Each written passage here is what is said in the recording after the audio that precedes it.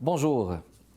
C'est avec plaisir que nous accueillons aujourd'hui chez Art et Lettres à ICI Télévision M. Hicham Oudeifa, auteur et journaliste originaire du Maroc, qui a travaillé dans plusieurs organes de presse, notamment Al Bayan, et qui a été aussi correspondant d'Afrique Magazine à New York. Hicham Oudeifa a essentiellement travaillé sur des sujets sociétaux comme les libertés de culte, droits de femmes, la situation des migrants subsahariennes. Il est cofondateur de En toutes lettres, maison d'édition spécialisée dans l'essai journalistique où il dirige la collection Enquête. Il est l'auteur de D'autres femmes, d'autres mulets, Les oubliés du Maroc profond, publié chez En toutes lettres en 2015.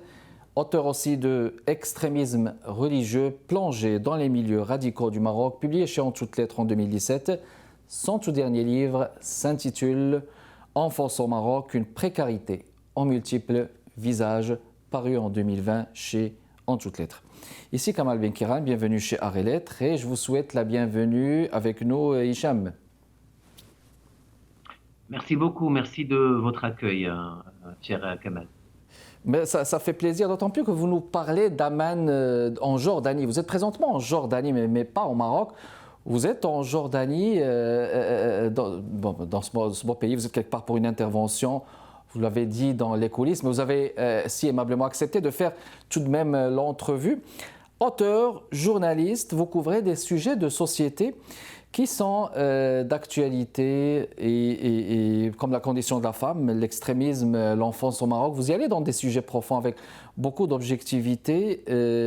Mais puis il y a eu la création de cette maison d'édition dont vous êtes le cofondateur, le co-créateur, édition En toutes lettres. Comment est venue l'idée justement de créer cette maison d'édition? Est-ce que parce qu'il manquait justement au Maroc des maisons d'édition de la sorte qui s'intéressaient plus au journalisme d'investigation, à l'essai d'investigation justement?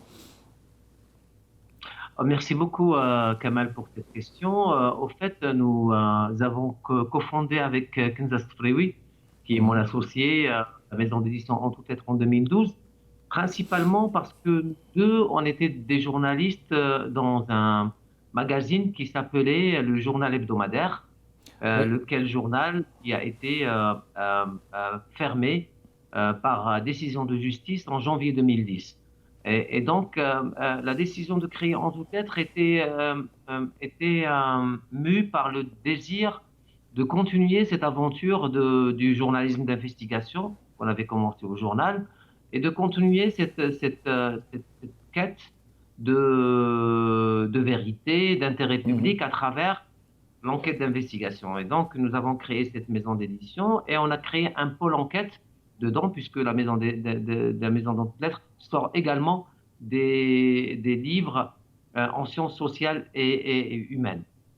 Et cette collection-là, elle avait pour but, donc voilà, de sortir des enquêtes sous forme de livres, pour une raison très simple, c'est que le livre reste, et le livre offre l'opportunité d'aller plus loin sur la thématique. Donc, le premier livre était D'autres femmes, d'autres mulets, et qui interrogeait la situation des femmes au Maroc, la situation de la femme en général dans les quatre coins du pays, et aller à la quête de sujets, les développer dans un livre d'une centaine, 110 pages, où on fait le tour de la thématique. Donc la collection Enquête, elle a eu pour objectif de regrouper plusieurs textes d'investigation sur une même thématique, de telle manière à ce que quand le lecteur lit le livre, il a une idée plutôt claire sur la situation. Donc, c'est là la première motivation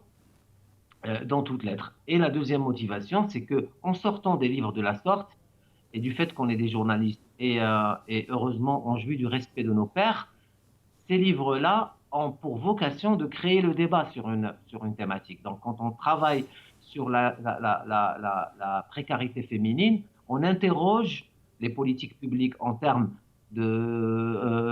d'égalité hommes-femmes, on interroge le travail de la société civile, et donc on crée un débat sur le sujet où les journaux, les magazines, les télévisions se saisissent de ce sujet-là pour pouvoir avancer. Donc, l'idée, c'est de sortir des livres d'investigation, mais Mais au-delà du livre, c'est de créer un débat salvateur qui permet à ces thématiques-là qui nous tiennent à cœur, qui sont la migration ou la situation des femmes, des enfants, l'extrémisme religieux, toutes ces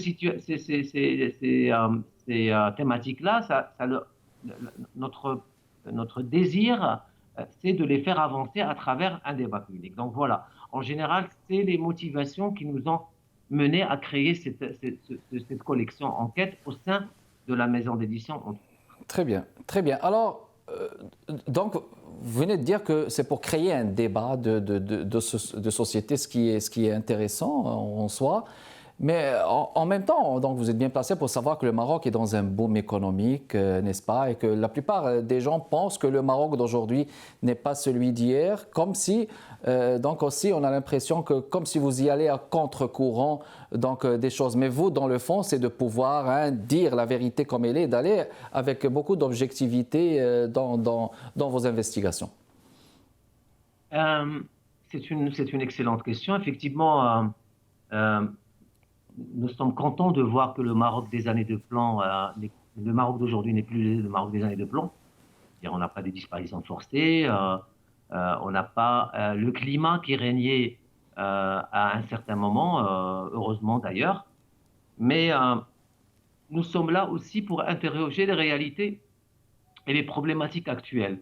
L'idée, c'est de faire avancer des choses par rapport à des thématiques qui sont importantes. Aujourd'hui, l'état de l'école publique, de la santé publique, tout le monde sait que c'est une situation qui est difficile. Et donc, notre rôle à nous, en tant que journalistes d'investigation et d'éditeurs indépendants et voilà comment toutes lettres, c'est de pouvoir questionner ces choses-là et chercher la vérité par rapport à ces choses-là. L'idée, c'est pas, on n'est pas des communicateurs, on est des journalistes. L'idée, c'est de faire de l'investigation, c'est-à-dire tu cherches l'intérêt public. C'est le cœur de travail d'investigation, c'est l'intérêt public, même si quand on fait ce travail-là, ça peut ne pas plaire aux politiques, ça peut ne pas plaire au système, ça peut ne pas plaire à ceux qui gouvernent. Mais dans le fond, ce qui compte pour vous, c'est de pouvoir donc le faire, d'aider même les gens, n'est-ce pas, à comprendre ce travail d'investigation que vous entreprenez. On continue notre discussion, mais on va le faire après cette pause. Restez avec nous, mesdames et messieurs, notre invité d'aujourd'hui, Hicham Oudeifa, qui nous parle de Amman, de Jordanie. Restez avec nous.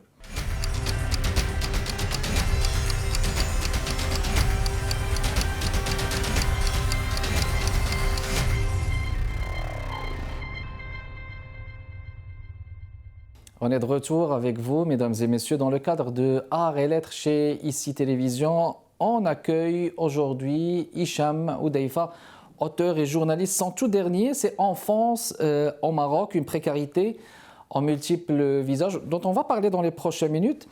Mais avant ça, pour ne pas vous couper la parole, Hicham, on parlait justement de ce volet de l'intérêt public, justement, que de projeter des essais comme ça. Comme par exemple, dans D'autres femmes, d'autres mulets, vous êtes allé à ce Maroc profond, justement, pour décrire la réalité de ces femmes qui ont donc un vécu pénible, un quotidien difficile, et justement pour aider les gens à saisir, à comprendre la portée de certaines choses au niveau social. Puis vous avez abordé aussi l'extrémisme dans votre livre, Extrémisme religieux, plongé dans les milieux radicaux au Maroc. Là, n'est-ce pas, c'est une autre thématique. Qu'est-ce qui vous a inspiré justement une plongée cette fois dans l'extrémisme, le radicalisme au Maroc? Je reviens juste par rapport à la question précédente. Oui. Et que le journalisme d'investigation, c'est un service public. C'est un service public. C'est-à-dire, quand on n'a plus d'investigation dans un pays, ça devient très problématique. Et on voit très bien tout le service que rendent les journalistes d'investigation dans des pays d'Europe ou en Amérique du Nord.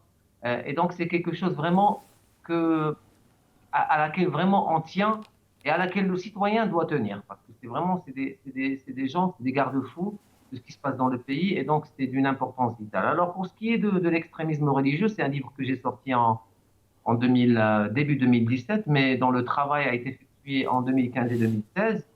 C'était une réaction par rapport au nombre important de jeunes Marocains qui ont quitté le Maroc pour aller dans ce qu'on appelle les foyers de tension en Syrie et en Irak et rejoindre le bataillon des djihadistes, d'abord de Al-Qaïda franc al-Nusra et puis après de Daesh.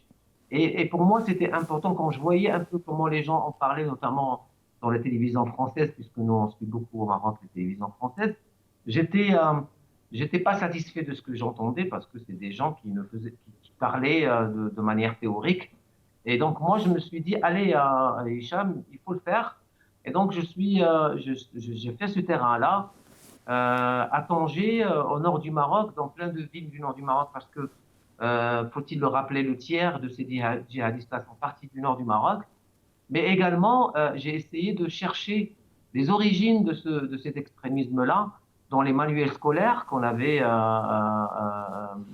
inculquait à nos enfants, dans les universités marocaines où on enseignait Sharia al-Islamia, dans des pratiques ancestrales comme Boujloud ou Boulbtaïn qu'on faisait dans les campagnes et qui disparaissaient, ou les danses de Haïdous mixtes qui disparaissaient de plus en plus. Et donc, c'est un livre qui questionne, d'une part, cette mode-là qui était cette mode horrible de nos enfants qui quittaient le Maroc pour aller dans les foyers de tension, mais également ce qui est derrière cet extrémisme religieux. Et donc, ça a fait une dizaine d'enquêtes un peu partout au Maroc et sur différentes thématiques pour cerner cette histoire-là.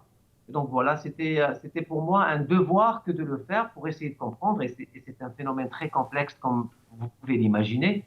Et donc voilà, c'est une contribution, une modeste contribution pour pouvoir avoir des clés de compréhension de qu'est-ce qui a motivé ces jeunes-là à aller au risque de leur propre vie, à aller dans ces zones-là en Syrie et en Irak. Puis c'est un sujet brûlant, mais vous êtes attaqué aussi à un autre sujet. Donc là, c'est la thématique de votre tout dernier livre, Enfance au Maroc, une précarité aux multiples visages. À lire ce titre, on a l'impression comme si vous voulez parler, quand vous parlez juste du volet économique, alors que j'imagine qu'il y a d'autres thématiques ou d'autres chapitres que vous avez abordés. Est-ce qu'il y avait juste le volet économique? Comment est-ce que vous avez justement donc abordé justement ce livre et l'approche que vous avez eue? Ce livre sur enfance devait sortir juste après celui dédié aux femmes, d'autres femmes de Mulet. Parce que quand j'ai fait des enquêtes sur la situation des femmes, la précarité féminine, effectivement, la situation des enfants était automatiquement là. Et il y a eu la parenthèse d'extrémisme religieux parce qu'il y avait une actualité brûlante et il fallait l'aborder. Et après, j'ai fait énormément de terrain sur la situation des enfants. C'est un terrain sociétal, social, avant qu'il ne soit économique. Sur l'abandon scolaire, sur la situation des enfants qui ont un handicap, qu'il soit physique ou matériel, et comment ils sont pris en charge, sur l'exploitation sexuelle des enfants, sur les petites domestiques ou le travail des enfants au Maroc, également sur l'école, sur le préscolaire et comment il y a un fossé énorme entre ceux qui envoient leurs enfants dans les villas Montessori à 3 000 dirhams par mois et ceux qui envoient leurs enfants dans des garages ou dans les msites où la pédagogie est, comme on dit en arabe, c'est-à-dire la mémorisation et une absence totale d'un préscolaire décent, des règles du Qui permet préscolaire. d'assimiler. Bien sûr, et qui justifie bien sûr cet abandon scolaire énorme qu'on a au Maroc. Je parle de ces 400 à 500 000 enfants qui quittent les bancs de l'école annuellement au Maroc. Et donc, pour moi, c'était le sujet le plus important parce qu'on parle déjà de l'enfance, c'est-à-dire que l'enfance doit être protégée par l'État. Et ma conclusion, à travers toutes ces enquêtes et ces reportages-là, et j'en ai fait une dizaine, j'ai parlé également de l'adoption des enfants, des enfants dans les institutions, des centres de protection, qu'on appelle les centres de protection de l'enfance, les orphelinats, La conclusion, c'est qu'il n'y a pas de politique de protection de l'enfance au Maroc. Et ça a été quelque chose quand même Très bien. d'assez pénible. Très bien. Donc, vous parlez de manque de politique. On va rebondir sur ce volet. On va le faire après la pause. Mesdames et messieurs, restez avec nous.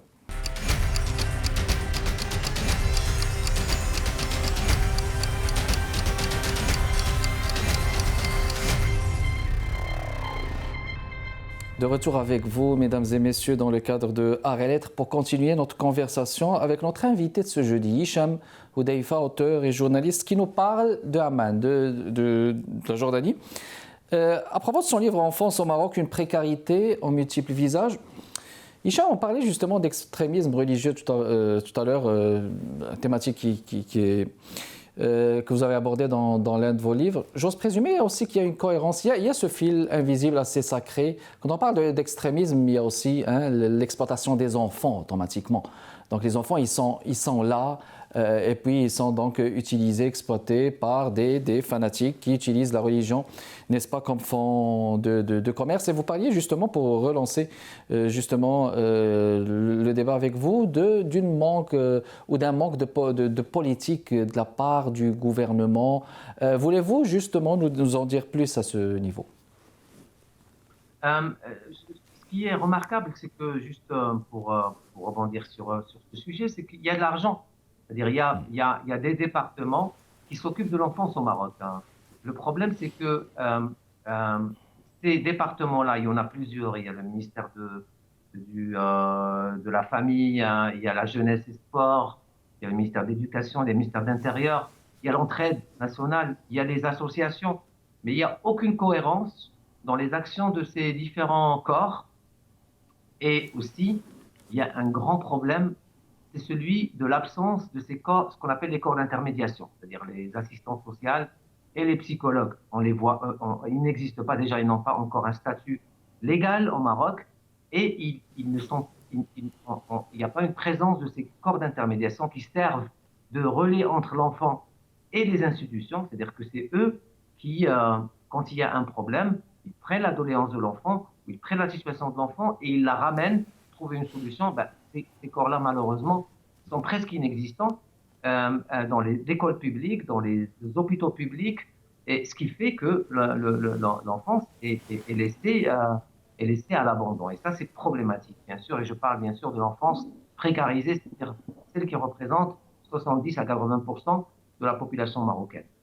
Et ça, c'est parce que dans nos politiques publiques, malheureusement, l'enfance n'est pas au centre des préoccupations et n'est pas au centre des politiques. C'est-à-dire l'intérêt suprême de l'enfant n'est pas au centre des politiques publiques, et c'est ce dont on appelle dans ce livre-là, encore une fois, c'est comme j'ai dit tout à l'heure, hein, nos livres, on essaie d'ouvrir un débat, que les acteurs puissent parler, puisque la question de l'enfance est une question où tout le monde a envie de trouver une solution. C'est-à-dire personne n'a envie que l'enfance soit comme ça au Maroc, y compris les pouvoirs publics, y compris l'État. Tout le monde a envie que l'enfance soit bien. Mais encore faut-il qu'on puisse mener des politiques publiques où l'enfance est au centre de ces politiques-là. Et je pense que c'est faisable. Aujourd'hui, on y pense de plus en plus. Et ce livre est venu pour contribuer à ouvrir ce débat-là et à faire avancer la cause de l'enfance dans ce pays. D'accord. Alors, que faut-il que les instances du gouvernement entreprennent en termes d'issues,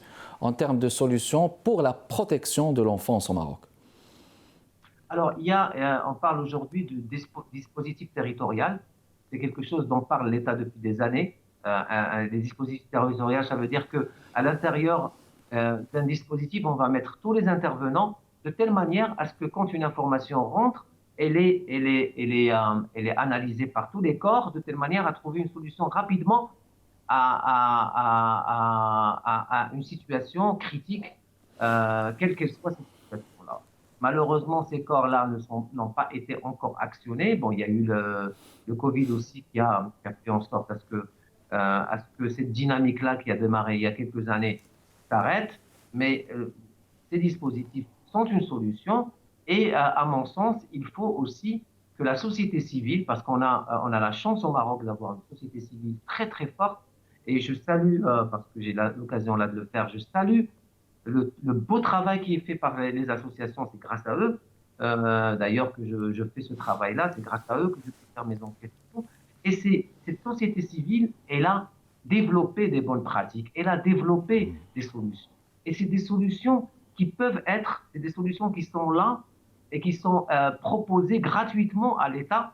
Et l'État, grâce à l'État, c'est l'État régalien, et là les moyens, l'État peut faire cet effet multiplicateur, cet effet exponentiel qui fera que ces bonnes pratiques-là puissent être, puissent toucher un maximum de nos enfants. Et c'est tout le bien qu'on souhaite à ce pays. Excellent. Alors, enfance au Maroc, une précarité aux multiples visages. Les gens qui aimeraient l'acheter, parce que voyez-vous, il y a des gens qui nous regardent, là, plusieurs communautés culturelles ici au Québec. Les gens qui aimeraient commander, j'imagine qu'ils doivent aller au site web de En Toutes Lettres. Est-ce que c'est bien ça? Nous avons un site internet, nous avons la possibilité d'envoyer, nous avons une présence au niveau européen, c'est-à-dire qu'on peut, les gens, ils peuvent de par le monde, ils peuvent commander le livre et nous, on peut l'envoyer. Nous sommes aussi en train de voir comment faire en sorte à ce que nos livres soient présents au moins au Québec, au moins à Montréal. On sait qu'on a une communauté qui est importante là-bas et on sait que c'est une communauté qui, qui est soucieuse de ce qui se passe dans son pays et dans la situation de ces femmes, de ces hommes et de ces enfants les importe énormément parce que de toute façon, moi personnellement, j'ai été au Canada également. J'ai une fille qui est canadienne et qui étudie au Canada et je connais cette communauté puisque j'y ai vécu pendant 1 an et demi. Je sais vraiment je veux dire en arabe, l'har, quoi, l'ardeur, le tonus. Exactement. Et donc, effectivement, on fera en sorte à ce que nos livres seront présents dans les librairies québécoises. Mais si les gens veulent commander, c'est possible de le faire. On peut les envoyer par poste à tous ceux qui ont envie de les avoir. Voilà. Très bien. C'était un plaisir de vous avoir accueilli, Hicham Houdeifa, de nous avoir parlé carrément de Amman. Merci beaucoup d'avoir accepté notre invitation. Merci de votre continuel intérêt, mesdames et messieurs. Kamal Benkiran avec vous. Je vous fixe rendez-vous la semaine prochaine, jeudi à 15h30. Portez-vous bien. À la prochaine.